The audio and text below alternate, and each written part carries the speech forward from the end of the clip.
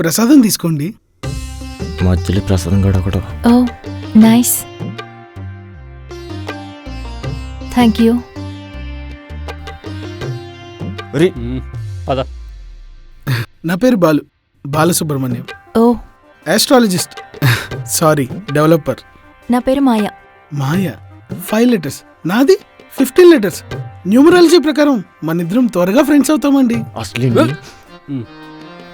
మీకు న్యూమరాలజీ తెలుసా?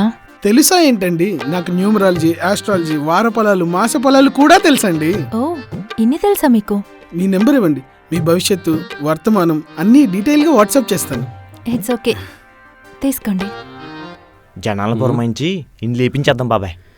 పిచ్చుకు మీద బ్రహ్మాస్త్రం ఎందుకురా?